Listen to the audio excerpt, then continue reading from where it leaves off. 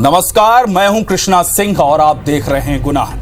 हर गली, हर शहर दावों में तो सेफ है, पुलिस तैनात है, पेट्रोलिंग लगातार चलती है, लेकिन रात का अंधेरा हो या दिन का उजाला, गुनहगारों के लिए कोई रोक टोक नहीं है। ये अपराध की जंजीरों में जकड़े, खून से सने हाथों और दिमाग में छाए वहशीपन के उन गुनहगारों की दास्तान है जिसे हर रोज हम आपके सामने लाते हैं, आपको रूबरू करवाते हैं। ये कहानियां आपको आगाह करती हैं आने वाले गुनाह से।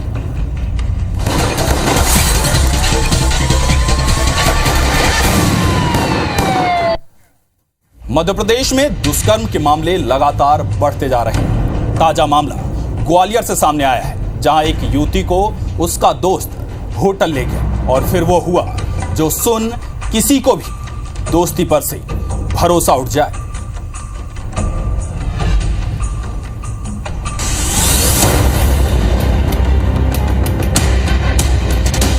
ये दौर आर्टिफिशियल इंटेलिजेंस का है।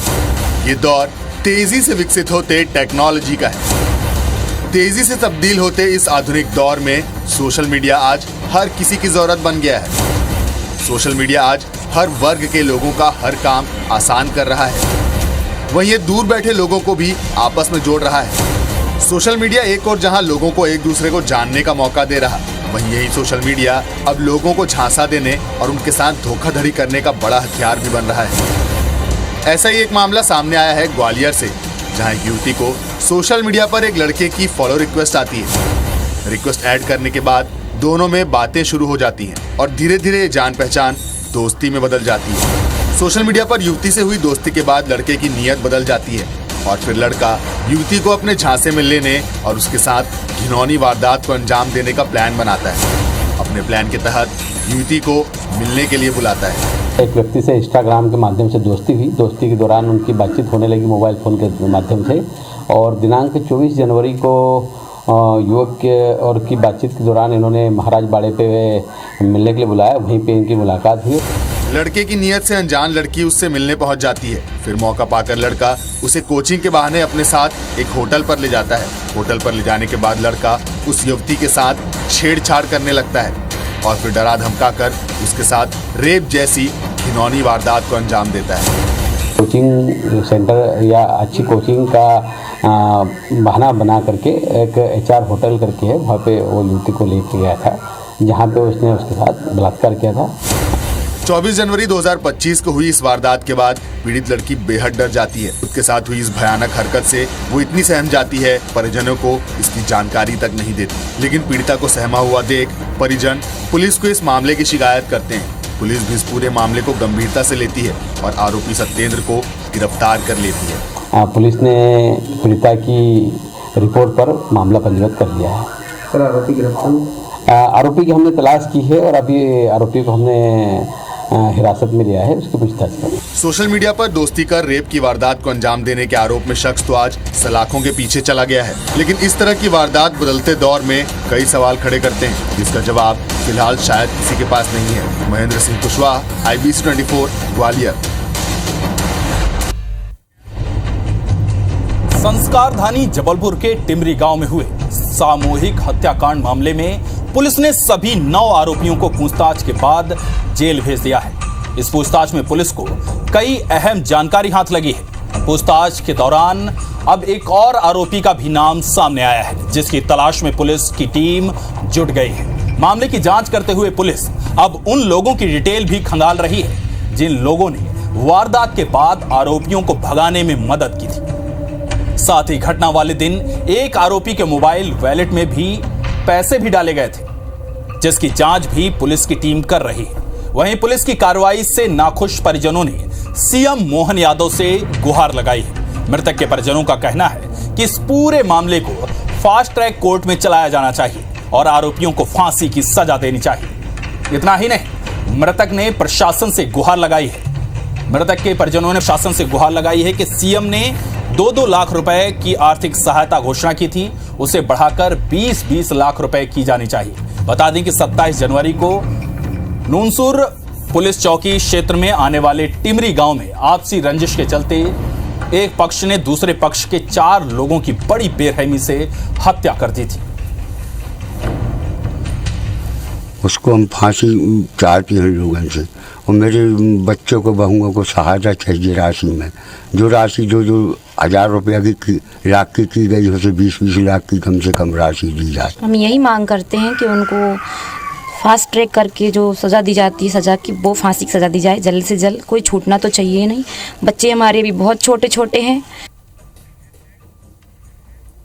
प्रथम सूचना पत्र में जो हथियार थे वो सभी हमको उनके बताए गए स्थानों से प्राप्त हो गए हैं, और इसमें हम एक जो शेष आरोपी है उसके धरपकड़ के लिए हमने पुलिस टीमें बनाई हुई हैं, और इसमें जो भी सारे भौतिक साक्ष्य हैं वो बहुत जल्द हम इसका परीक्षण हेतु प्रयोगशाला भेजेंगे, और इसमें हमारा अनुमान है कि हम पीड़ित परिवार को न्याय देने के लिए जल्द ही इसमें चालान प्रस्तुत करेंगे और फास्ट ट्रायल कराकर इसमें दोषियों को सजा दिलाने की हमारी योजना है। छत्तीसगढ़ की राजधानी रायपुर के कोलर गांव में पड़ोसी के घर नग्न हालत में मिली महिला की लाश की गुत्थी सुलझा ली गई। पुलिस ने आरोपी उत्तम साहू को ओडिशा के पुरी से गिरफ्तार किया है। जानकारी के मुताबिक महिला 2 बच्चों की मां है। पूछताछ में आरोपी ने बताया कि महिला के साथ उसका 3 साल से अफेयर था, लेकिन महिला ने अब उससे अपने संबंध खत्म करने की जिद की, जिसके बाद 28 जनवरी को उसने महिला को घर बुलाया और अफेयर आगे भी जारी रखने के लिए कहा। जब वो नहीं मानी तो उसने लोहे के पाइप से महिला के सिर पर ताबड़तोड़ वार कर मौत के घाट उतार दी। इसके बाद नग्न अवस्था में लाश को घाट से बांधकर ओडिशा फरार हो गया था।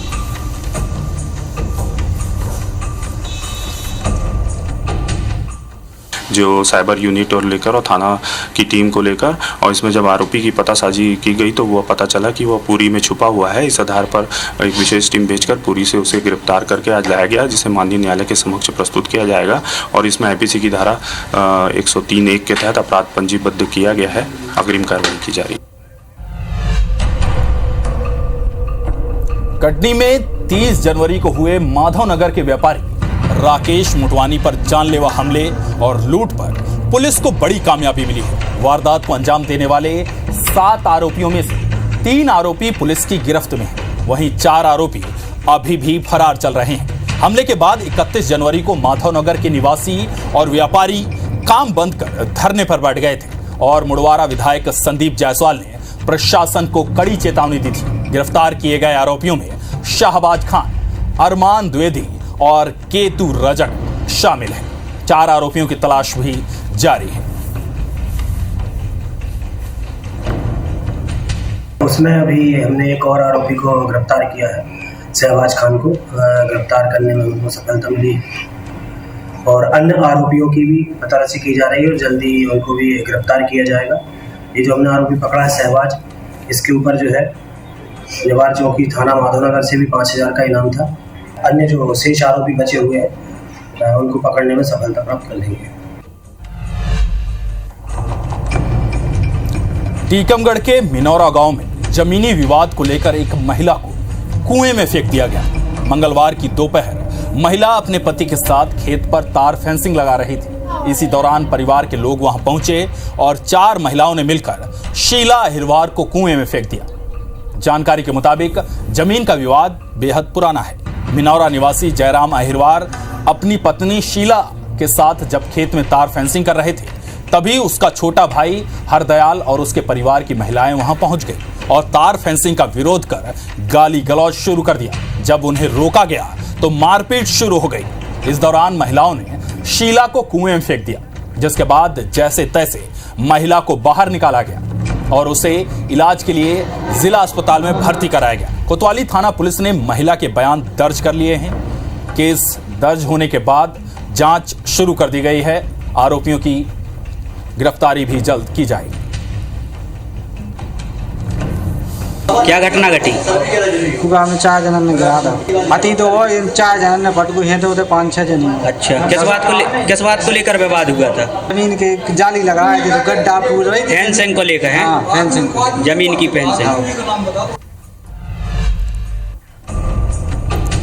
अब एक ऐसी वारदात की बारी है जिसकी गुत्थी सुलझाने में पुलिस को 3 साल लग गए। जी हां, सिंगरौली में अंधविश्वास और झाड़ फूंक के दौरान पत्नी के साथ हुए अश्लील हरकत का बदला लेने के लिए हत्या की साजिश रची गई और फिर महिला के पति आरोपी सलीम मोहम्मद ने अपने रिश्तेदार अकबर के साथ मिलकर झाड़ फूंक करने वाले राम सनेही केवट को मौत के घाट उतार दिया। जानकारी के मुताबिक पूरी घटना जियावन थाना क्षेत्र के बूढ़ा हाड़ गांव की है, जहां अपने मामा के यहाँ रह रहा राम सनेही केवट झाड़ फूंक भी करता था।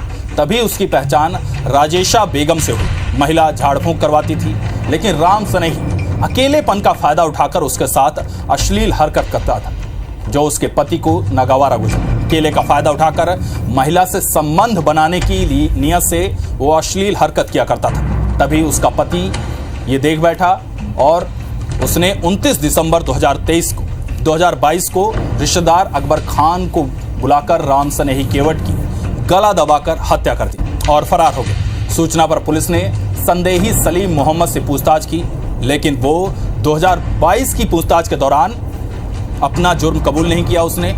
उसके बाद 3 साल बाद एसपी मनीष खत्री ने साइबर टीम की मदद से एक नई टीम गठित की और संदेही से कड़ाई से पूछताछ की, तो उसने पूरी कहानी उगल दी। पुलिस ने आरोपी सलीम मोहम्मद के कब्जे से मृतक के 2 मोबाइल फोन भी बरामद किए हैं, लेकिन आरोपी अकबर खान अभी भी फरार चल रहा है।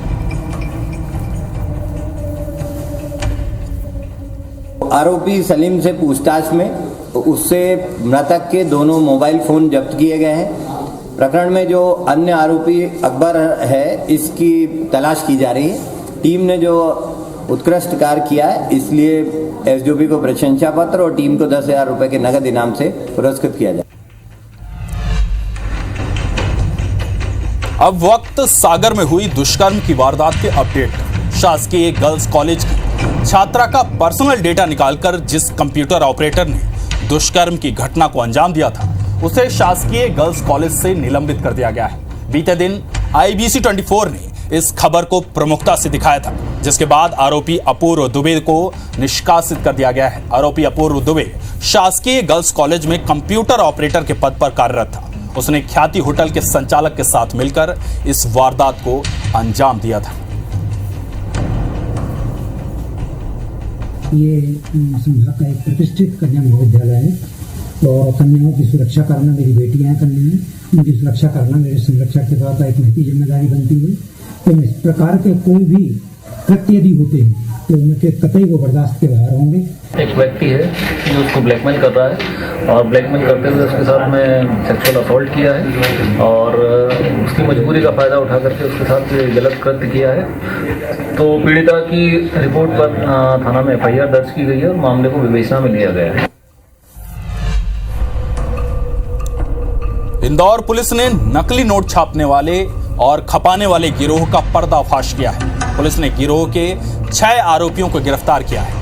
आरोपी अब तक 20 लाख रुपए के नकली नोट मार्केट में खपा चुके हैं। दरअसल लसूड़िया थाना पुलिस ने कुछ दिन पहले आरोपी शुभम रजक को 500 के 46 नकली नोटों के साथ पकड़ा था। पूछताछ में शुभम ने नसरुल्लागंज में रहने वाले महिपाल से नकली नोट खरीदने की बात बताई, जिसके बाद पुलिस ने महिपाल को दबोचा, जहां उसने नागपुर में रहने वाले मनप्रीत का नाम बताया। इसके बाद पुलिस ने नागपुर पहुंचकर मनप्रीत को गिरफ्तार किया, जिसके पास से नकली नोट छापने की मशीन, लैपटॉप, वाटरमार्क इंक और अन्य उपकरण बरामद हुए हैं। आरोपी 200 और 500 के नकली नोट छापने का काम किया करता था।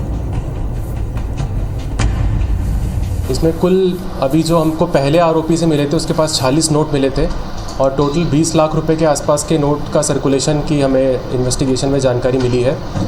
और इसमें टोटल 5 आरोपी अरेस्ट किए गए हैं, जिसमें से जो मेन इसमें बंदा था वो है मनप्रीत, जो नागपुर का रहने वाला है।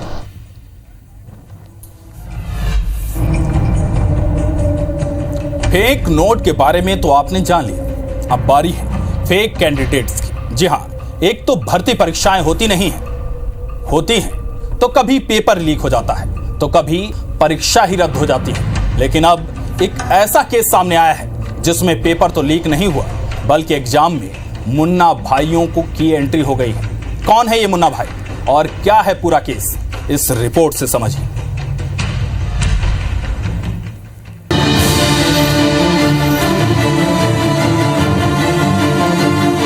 ग्वालियर के टेकनपुर में ये बीएसएफ का वही ट्रेनिंग सेंटर है जहां 9 फर्जी अभ्यर्थी पकड़े गए।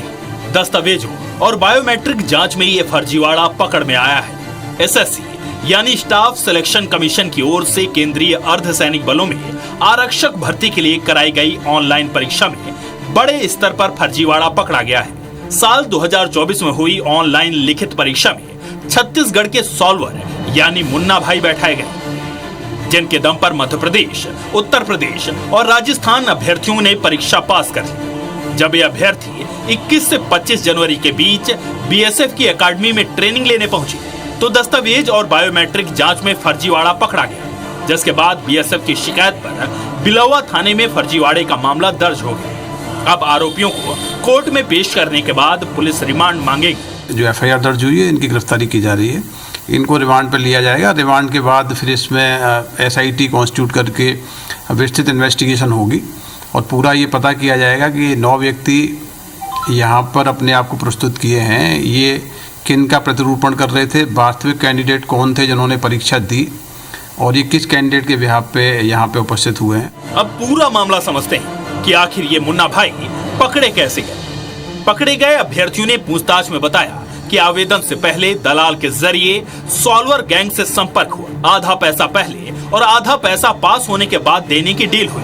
गैंग ने छत्तीसगढ़ के सॉल्वर बैठाने की व्यवस्था कराई। आवेदन में नाम और डॉक्यूमेंट अभ्यर्थी के लगाए गए, लेकिन फोटो सॉल्वर का लगाया गया। परीक्षा के वक्त बायोमेट्रिक भी सॉल्वर के ही दी।